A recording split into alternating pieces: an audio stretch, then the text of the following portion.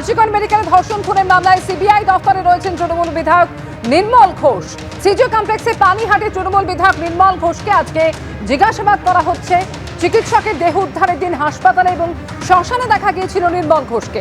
ওই দিন তৎকালীন অধ্যক্ষ সন্দীপ ঘোষের সঙ্গে নির্মল ঘোষের কথা হয়েছিল বলে দাবি সিবিআই সূত্রে। আর সেই সূত্রেই পানিহাটি তৃণমূল বিধায়ককে জিজ্ঞাসাবাদ করা হচ্ছে বলে দাবি কেন্দ্রীয় এজেন্সি। দিনে দুবার ব্যবহার করো স্টপেজ ক্রিম আর নিজেকে রাখো এভারগ্রিন কেয়াশেক আরোমা থেরাপি স্টপেজ ক্রিম আর খুঁজে পাও নতুন আমিকে।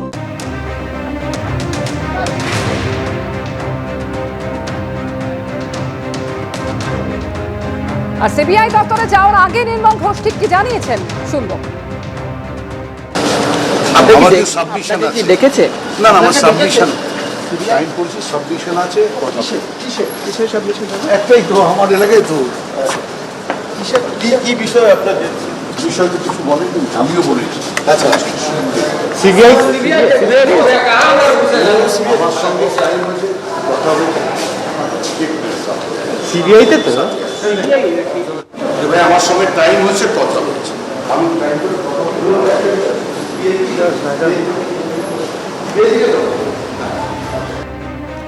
আরজিকর মেডিকেলের চিকিৎসকের দেহের ময়নাতদন্তকারী চিকিৎসকের দাবিকে হাতিয়ার করে ফের তৃণমূলকে নিশানা করলেন শুভেন্দু অধিকারী। পোস্টে বিরোধী দলনেতা লেখেন, জিজ্ঞাসাবাদ শেষে সিবিআই দপ্তর থেকে বেরিয়ে যাওয়ার সময় ময়নাতদন্তকারী চিকিৎসক বিস্ফোরক তথ্য সামনে এনেছেন। দাবি করেছেন, চিকিৎসকের কাকা পরিচয় এক ব্যক্তি হুমকি দেয় ময়নাতদন্ত দ্রুত না করলে রক্তগঙ্গা বইবে।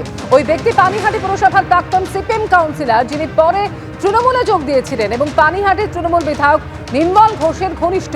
সবাই জানে চিকিৎসকের দেহ তাড়াহুড়ো করে সৎকার করা হয়। মমতা বন্দ্যোপাধ্যায়ের নির্দেশে শ্মশানে হাজির ছিলেন পানিহাটির তৃণমূল বিধায়ক। এটা আরও আশ্চর্যের যে সঞ্জীব মুখোপাধ্যায় নিহতের আত্মীয় না হয়েও শ্মশানের নথিতে সই করেছিলেন। সিবিআই দপ্তরে নির্মল ঘোষের হাজিরার পরেই এক্স হ্যান্ডেলে এমনই পোস্ট করেছেন শুভেন্দু অধিকারী।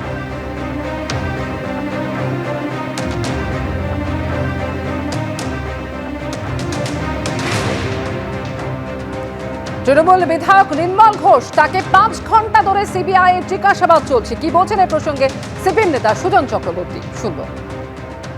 হাসপাতালে ওকে দেখা গেছে। আচ্ছা, পরের ভিডিওতে দেখা যাচ্ছে যে শ্মশানে নির্মল ঘোষ দাঁড়িয়ে আছে এবং সেখানে গিয়ে তার আগে থেকে ব্যবস্থাপনা করা হয়ে গেল যে বডিগুলো এসছে তারা কেউ তাদের ক্রিমেশন হবে না, তাদের বার করে দেওয়া হলো, পুলিশ দখল নিয়ে নিল। নির্মল ঘোষ দাঁড়িয়ে আছে এবং এমন তড়িঘড়ি করে মানে পুড়িয়ে দিতে পারলে বাঁচে, তথ্য প্রমাণ লোপাট করতে পারলে বাঁচে। ফলে তথ্য প্রমাণ লোপাটের যে ষড়যন্ত্র ওখানে লার্জার কনস্পিরেসি হিসেবে করা হয়েছে, সন্দেহ নেই তাতে নির্মল ঘোষদেরও অংশ আছে এবং এটা ওখানকার মানুষও জানে, হাসপাতালে যারা ছিলেন তারাও জানেন, শ্মশানের লোকেরাও জানে। সিবিআই দেখেছে, যথার্থ করেছে।